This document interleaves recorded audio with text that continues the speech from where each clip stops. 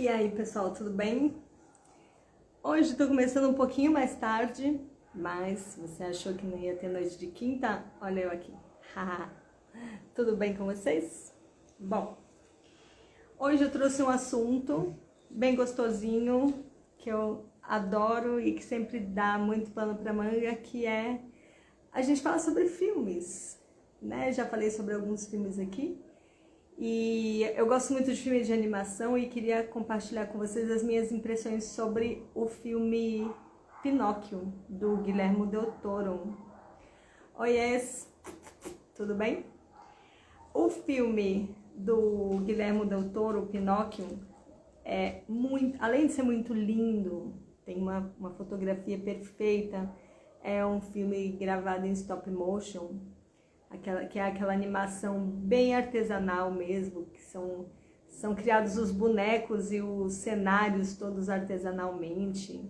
É uma coisa muito linda, está disponível no Netflix. E eles também disponibilizaram um pequeno doc sobre os bastidores, como que o filme foi feito. Gente, é muito, muito, muito lindo, muito legal. E esse filme está concorrendo ao Oscar, tomara que ganhe, porque vale muito, valeria cada voto, cada esforço. Foi um filme que levou, agora eu não me lembro aqui de cabeça se foi 15, mas acho que foram 15 anos. 15 anos para fazer um filme. O tempo de produção. Então, porque imagina o seguinte, como eles usaram bonecos mesmo. Então imagina a quantidade de bonecos diferentes, de máscaras de boneco, para mudar as feições faciais. Quando algum dos bonecos tinha que trocar de roupa, alguma coisa assim, era tudo na mão, manualzinho mesmo, certinho. E os cenários, enfim, coisa mais linda. E o trabalho que eles tiveram realmente tá impecável. Mas além dessa belezura toda, visual, que é o filme, ele também traz muitas coisas interessantes pra gente pensar. Por exemplo, nesse filme do Guillermo del Toro, o grilo falante famosíssimo, ele tá lá também, ele é dublado pelo, oh meu Deus, Ewan McGregor. Ele é sensacional. Toda a dublagem foi sensacional, mas o grilo é sensacional demais. A Cíntia aí. Oi, Cíntia, tudo bem? Cíntia, não sei se você já mostrou, meninas todas que estão aqui, que tem filho. Gente, tô falando do filme Pinóquio, do Guillermo del Toro. Tá na Netflix. Ele é muito lindo. Tu vai gostar, Cíntia. Tu vai gostar do Pinóquio, porque ele é muito filosófico. A história é filosófica já, né? Que a gente já conhece. Mas o Guillermo del Toro na direção, e ele fez o filme todo em stop motion, ele é todo artesanal, tá? Demais, demais, demais, demais. E eu tava falando agora do grilo falante. O grilo, ele fica no peito do Pinóquio. Tem um buraquinho no peito dele, porque quando o Gepeto vai fazer o Pinóquio, ele derruba uma árvore. Nessa árvore, o grilo morava dentro de um buraquinho na árvore. E esse buraco, quando o Gepeto foi fazer o Pinóquio, era bem no meio do peito dele. Então, o Pinóquio fica ali, o grilo fica ali. E aí a Cíntia, que manja das profundidades, como eu gosto de falar, como ela manja muito dessa parte mais filosófica, na filosofia budista, a mente fica aqui. Não é no coração, não é o coração e não é o que a gente pensa de mente na cabeça. A mente é aqui. Essa região que quando a gente está com medo, com ansiedade, que aperta, seria a mente no budismo. E é justamente onde fica o grilo no Pinóquio. Eu fiz essa conexão. Não sei se foi viagem da minha cabeça, mas eu fiz esse link, né? Esse link do posicionamento mesmo proposital ali do grilo. Que o grilo funciona quase como uma consciência, né? Aquela coisa do anjinho de um lado, diabinho do outro, que a gente costuma ver em várias alegorias. O grilo é aquele conselheiro, é aquele personagem mais filosófico, mais sábio, né? Que tá ali te dando conselhos, a consciência mesmo. Então ele tá no meio do peito do Pinóquio. E aí eu anotei umas coisinhas aqui. A história, ela se passa na Itália, lá da época da Segunda Guerra. E aí, assim, é uma época muito complicada, muito conturbada. Todo mundo sabe a história da Itália naquela época. Eu só não vou ter certeza agora se é a segunda ou a primeira. A data não está especificado lá. Mas está acontecendo uma guerra. E os ânimos estão muito complicados ali. Então, o filho do Gepeto, por exemplo, o Carlo, ele morre por um ataque à bomba. Então, além disso, tem toda uma representação de como era a polícia na época, de como a polícia tinha medo de opiniões diferentes. O Pinóquio é a figura mais ingênua que tem. Ele fala muito o que pensa, e todo mundo que fala demais o que pensa numa época de muita repressão é tido quase como um inimigo do Estado, né? E isso aconteceu com o Pinóquio também. Logo, o Pinóquio, que é um boneco, tudo bem que ele ganhou vida, mas é um menino de madeira, vamos dizer assim, né? Então, mesmo ele sendo essa figura diferente, a polícia não quer saber. O tempo todo ele é interrogado, o Gepeto é muito ameaçado por causa das opiniões que o menino tem. Então isso deixa a gente até pensando, né? Como que pode algumas passagens que a gente teve na história do mundo e que a gente ainda passa de vez em quando, essas cobranças sem sentido e esses medos, né?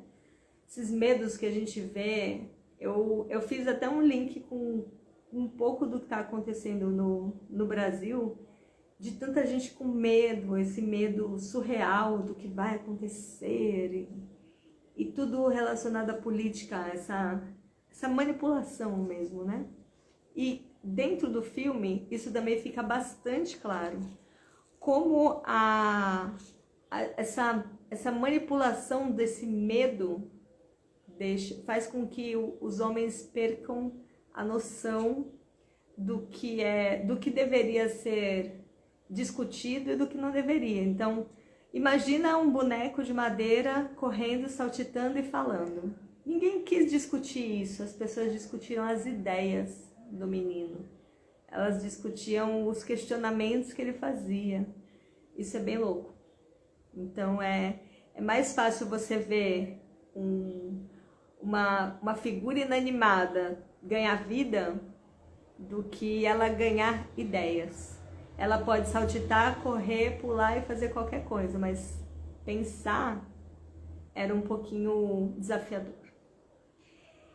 E aí, inclusive, nessa época que estava acontecendo a guerra e o fascismo tomava conta da Itália, e a história se passa lá, tem uma coisa muito, muito cruel que é falada nesse começo. O Pinóquio não frequentava a escola, né? Era um menino de madeira. E a polícia exige que o Gepeto matricule o Pinóquio na escola para que ele fosse doutrinado. Pesado, né? É pesada essa história de você colocar na escola não para aprender, mas como forma de controle, como forma de doutrinar o que ele vai pensar. Doutrinar como vai ser o comportamento. Isso é muito cruel. Isso é uma coisa que eu deixo também para a gente pensar, para vocês pensarem. Que outros tipos de dominação que a gente já não passou, que os filhos poderiam ter passado, nós poderíamos ter passado, que o mundo já passou. Quando a gente está num ambiente que deveria ser para ensinar, para educar, mas ele é usado para doutrinar. Isso está bem claro, isso é, claro, uma crítica muito forte do diretor, né? E existe também nessa mesma cena que o policial diz para o Gepeto colocar o Pinóquio na escola para ele ser controlado, ele também reclama que ele teme que o Gepeto que o Pinóquio seja um rebelde. Como assim um rebelde, né? E aí a gente vê toda uma história que se repete na nossa vida, no mundo da política, onde, não só na política, né? Vamos mais para trás ainda, a gente está falando de uma época de guerras, mas a gente está falando do século XXI. Se a gente for mais para trás ainda na história do mundo, a gente vai ver, por exemplo, situações onde mulheres ou pessoas que iam contra a igreja, contra o rei, contra as crenças vigentes, eram mortas, eram presas e condenadas à morte. Passavam por torturas terríveis, né? E frequentemente ou morria na tortura ou era condenado à morte direto. Então, tudo vale para você, quando você tem um poder e tem medo de perdê-lo, né? Você pode acusar de bruxaria, de rebeldia. Quantos e quantos e quantos homens não morreram sob a acusação de ser dos rebeldes, da ala dos rebeldes, né? E assim a gente tem uma série de outros grupos que seriam aqueles que dão medo. Eu não vou polemizar aqui, tá na ponta da língua para falar um outro, mas eu não quero deixar a coisa muito política hoje. Tudo o que o Pinóquio queria no filme inteiro era ser aceito. O tempo inteiro ele quer ser aceito. Tudo o que ele faz é para ser aceito. Então, mais uma vez, a gente faz essa reflexão e quando os atores, os produtores, o diretor foram entrevistados no documentário sobre o filme, todos eles falam a mesma coisa. O Pinóquio é um ser ingênuo e o tempo inteiro tudo que ele quer é ser aceito. E todo o esforço que ele faz para ser aceito pelo próprio pai, o Gepeto, para ser aceito pelos colegas, para ser aceito na sociedade que trata ele como uma aberração. Oi, Merielle. Tô falando do Pinóquio. Merielle, você já viu o Pinóquio? Do Guillermo del Toro, que está concorrendo ao Oscar. É um filme lindo, lindo, lindo, lindo demais. É todo feito em stop motion. E eu estava falando aqui agora sobre o Pinóquio fazer tudo o que ele faz, tudo o que ele batalha, é para ser aceito. E isso vai muito de encontro a várias coisas que eu tenho falado aqui, ainda vou falar durante um bom tempo, sobre representatividade, sobre aceitação, sobre autoestima. A autoestima do Pinóquio vai lá embaixo quando ele percebe que ele não é amado, que ele não é compreendido, que ele não é tido como um menino, uma pessoa.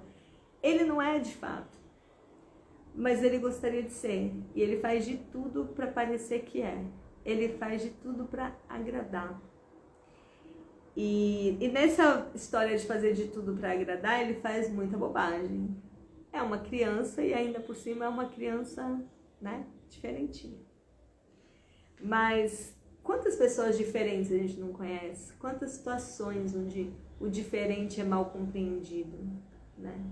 Quantas pessoas a gente não conhece? A gente mesmo, quando é muito diferente daquele grupo que a gente se insere, ou naquele grupo que está ao nosso redor, a gente não é aceito, a gente tem alguma dificuldade de trabalhar junto. Por quê?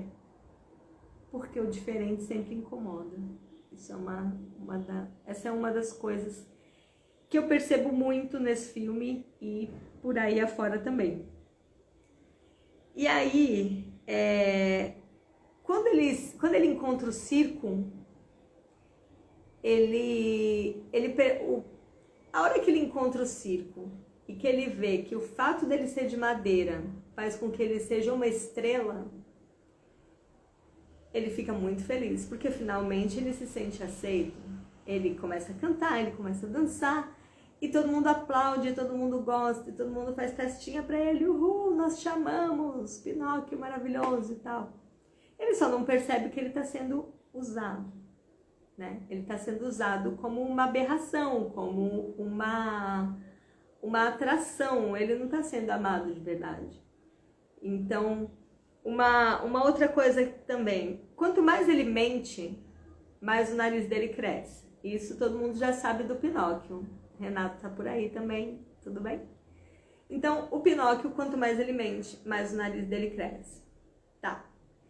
Levando isso em conta, se ele tá trabalhando num circo e o fato dele ser de madeira, uma aberração, faz com que ele seja uma estrela e todo mundo goste, imagina quando ele começa a mentir. Quando ele começa a mentir, o nariz dele vai crescendo e o público vai gostando ainda mais. Então, qualquer semelhança com a vida real não é mera coincidência, é uma crítica social do filme, sim. Às vezes pode acontecer com você, ou no seu trabalho, ou na política, ou com, sei lá, um artista, enfim. Quanto mais mente, mais agrada. Por que quanto mais mente, mais agrada? Porque, gente, quem é que vai fazer festinha, uhul, para quem joga a verdade na nossa cara? É mais fácil a gente gostar de quem mente, de quem fala aquilo que a gente quer ouvir, mesmo não sendo verdade, de quem engana. O tempo todo a gente passa por situações assim. A gente achar, ou pior ainda, a gente vender uma mentira, atuar como uma mentira, para agradar os outros. A gente fingir coisas para agradar os outros, para se sentir aceito. É bem a pegada do filme. E aí, olha só, isso me lembra também aquelas pessoas que vêm atrás da gente com desculpinha esfarrapada, com conversa fiada, com mentiras na cara dura e que a gente aceita e a gente conta às vezes também, né? Quantas vezes a gente não trabalha... Ah, Cíntia aí. Cíntia, tô falando do Pinóquio, Cíntia. Já assistiu? Bora lá? E aí, assim, a relação tóxica, olha que doido, do Gepeto com o Pinóquio. No começo, o Gepeto não quer o Pinóquio. O Gepeto quer o Carlo, o filho que morreu com a explosão da bomba. Então, no começo, quando o Pinóquio ganha vida, ele não quer, o Gepeto não quer aquele menino. O Gepeto não quer o Pinóquio. Ele quer que o Pinóquio seja o Carlo. O Pinóquio é atrevido, é ingênuo, está descobrindo as coisas e faz muita besteira. Mas o Gepeto não quer saber. Ele briga com ele diz que não quer aquilo. Por quê? Porque ele quer o filho perdido. E isso é muito cruel. E quantas vezes isso não acontece com a gente? De perdermos alguém e querer substituir por outro alguém. Tentar encontrar numa pessoa uma outra que a gente não tem. Tentar fazer com que alguém se comporte de um jeito que ela não é. Às vezes a gente não precisa substituir uma pessoa pela outra ou querer que a pessoa assuma um papel que seria do outro. Não. Às vezes basta a gente querer que a pessoa seja aquilo que ela não é, já estamos sendo tóxicos. E o Gepeto, por mais maluco que isso possa parecer, quando a gente lembra da história do Pinóquio lá de trás, quando a gente era criança, acho que nunca pensamos desse jeito, né? Nunca avaliamos a história dessa forma, mas foi uma das primeiras coisas que eu pensei quando essas cenas aconteceram, que o Gepeto era muito tóxico com ele no começo.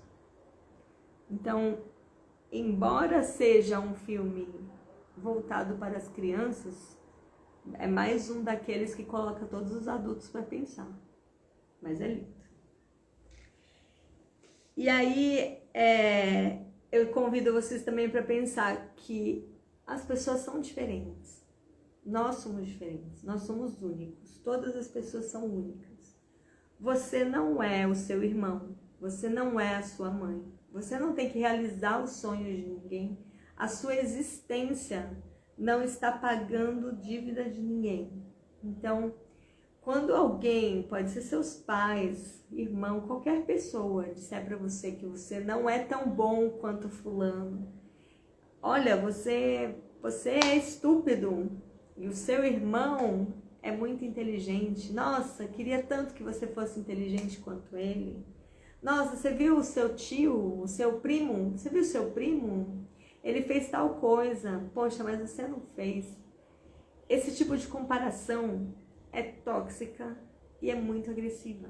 Quando a gente fala tóxico, embora a gente esteja o tempo inteiro falando, já virou meio que um jargão, relacionamento tóxico. É tóxico porque é destrutivo. É tóxico porque é agressivo e faz mal. Faz mal para alguém, às vezes faz mal para todo mundo que está em volta.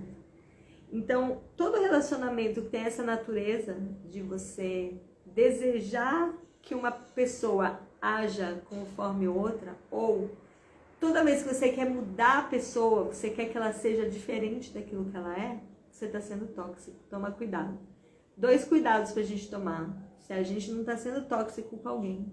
Pode ser filho, pode ser mãe, pode ser pai, pode ser marido, mulher, o que for. Observe seus atos, se você não está fazendo isso. E se ninguém está fazendo isso com você, também, lógico. O Pinóquio e o dono do circo, o Volpe, é uma relação completamente absurda de escravidão. Ele não recebe por isso. Ele é enganado o tempo inteiro e é um escravo do dono do circo. Ele não está nem aí pro menino. E tem uma passagem muito bonita, mas muito mesmo, quando o Pinóquio morre. Eu não estou dando um spoiler não, pode ficar tranquilo. Mas o Pinóquio morre e ele vai no que seria um limbo, algum lugar ali entre a vida e a morte, para conversar com a morte, com a deusa da morte. E ela explica para ele que ele é eterno, ele é imortal. Ele não vai morrer como o Gepeto e os outros humanos. Então, entra mais uma vez aquela reflexão. E se nós fôssemos eternos? Como seria? O Pinóquio pensa muito nisso e essa reflexão durante o filme é muito bonita. Como é que seria se a gente pudesse morrer e voltar na mesma vida, na mesma encarnação, no mesmo, sabe? No mesmo ciclo, com a mesma personalidade, com o mesmo corpo, com a mesma família, com o mesmo tudo. Morreu, acorda, morreu, acorda. Como seria isso? Provavelmente a gente chegaria na mesma linha de raciocínio do Pinóquio e dos personagens do filme. Quando você não tem nenhuma possibilidade de morrer, você morre e volta, a vida perde o sentido. Porque você não tem mais o que temer, você não tem mais o que buscar, porque você vai ficar. Se você não conquistar agora, um dia você conquista. E o pior de tudo, não é todo mundo em volta dele que é assim, é só ele. Então, imagina se só você tivesse esse poder de morrer e voltar, morrer e voltar, morrer e voltar. Além de você perder o sentido da vida, você também perde o sentido das relações. Porque as pessoas vão passar por você, vão embora, vão morrer e você vai continuar ali. É uma dádiva ou um castigo? Não vou dizer o que eles pensam, tá bom? Senão aí sim eu vou dar um spoiler. E se você saísse de uma escravidão para outra, Isso acontece com o Pinóquio. Ele sai do circo e entra pro exército. No filme é uma escravidão. E quantas vezes a gente, na nossa vida, não sai de uma escravidão para outra, né? Às vezes a gente sai de uma escravidão para outra quando saímos de um relacionamento ruim para outro pior ainda. Quando a gente sai de um trabalho ruim para outro pior ainda. Você sai de uma cena péssima para outra terrível. E assim vai. E no filme acontece a mesma coisa. Ele sai de uma escravidão e vai direto para outra. O vilão, o Volpe, ele encarna perfeitamente não só os medos, mas muitas possibilidades de exploração. E eu não vou mais dar nenhum spoiler para vocês. O que eu posso dizer para vocês é um filme filosófico, cheio de lindas mensagens, cheio de lindas ideias, faz com que a gente pense o tempo todo sobre a nossa vida, as nossas relações, o que a gente faz com a vida que a gente tem, o que a gente faz com a dádiva que a gente tem de ter aquelas pessoas para conviver com a gente, de ter E outra coisa muito legal, quando o Gepeto perde o Pinóquio, é quando ele tem a certeza de que ele fez uma bela de uma cagada. Vamos falar bem a língua perfeita para definir isso. Ele percebe o erro que ele cometeu quando ele faz aquela bobagem de ficar exigindo que ele seja igual ao carro, enfim, não quero dar mais detalhes, mas quando ele trata mal o Pinóquio, quando ele diz, por exemplo, que o Pinóquio é um fardo que ele carrega, isso é muito pesado. E aí imagina quantas vezes a gente não fala uma bobagem gigantesca para alguém, quantas vezes a gente não diz até essa frase mesmo que é horrível, de chamar uma pessoa de fardo, dizer que é um peso que a outra carrega. Quantas vezes a gente já não tratou alguém assim e o quanto isso é prejudicial, o quanto isso pode afastar essa pessoa. E quando a gente afasta as pessoas que a gente ama, a gente só vai perceber que fez isso e só vai perceber a falta que essa pessoa faz quando ela vai embora. Esse ir embora pode ser por morte, pode ser porque a pessoa foi embora mesmo, literalmente, saiu de casa, foi morar em outro lugar, porque ela terminou um relacionamento com você, enfim. Vanessa, sua linda, beijo, beijo. Tô aqui falando do filme Pinóquio, você já viu? Se não viu, bota pra você assistir, porque ele é muito lindo. E eu tava justamente chegando a uma conclusão final aqui, Van. O Gepeto, ele chama o Pinóquio de fardo. Fardo. Isso é muito pesado. Então, a gente tem que tomar cuidado o tempo inteiro com os nossos momentos de raiva. No momento de raiva, a gente coloca tudo a perder. Fala coisas que não queria. Mas a outra pessoa, ela também não é obrigada a aceitar que você falou numa explosão. Às vezes aquilo entra na cabeça e no coração e afasta de vez essa pessoa. E isso pode trazer consequências horríveis. Mas ao mesmo tempo também a gente precisa parar e analisar. As palavras, quando elas saem da nossa boca, elas são como balas de um revólver. Depois que você atirou, não tem como voltar atrás. Já saiu. É claro que você pode pedir desculpas, sim, mas às vezes você pode não ter essa chance. Seja pelo que for. Seja porque a pessoa se afastou e não vai te dar chance de falar de novo. Seja porque você não encontrou. Não importa. Mas a gente tem que tomar cuidado o tempo inteiro com aquilo que a gente fala para os outros. Com a forma como a gente trata as pessoas. Mas principalmente também com a forma como as pessoas nos tratam. O Pinóquio não era obrigado a aceitar os mandos e desmandos de ninguém. Embora ele fosse um menino de madeira, ele tinha sentimentos. E assim como ele, nós precisamos pensar que não somos aberrações, não somos escravos, não somos objeto nem propriedade de ninguém, não somos saco de pancada, ou como diz a Madonna na música Human Nature, eu não sou sua puta, não jogue sua merda em mim. Ela fala isso no refrão. Então, se a gente for pensar nisso tudo, nós não podemos deixar que ninguém exerça controle sobre nós. Existe também uma alegoria sobre isso no filme. Perguntam no filme se ele é uma marionete. E se ele fosse uma marionete, quem é que o controlava? Ele diz, não tem ninguém me controlando, eu me controlo. Em que momento também da nossa vida nós não, soltos e livres como somos por natureza, mas não nos deixamos prender como se fôssemos marionetes? É preciso o tempo inteiro avaliarmos se as nossas relações não são prisões, não são situações de privação de liberdade.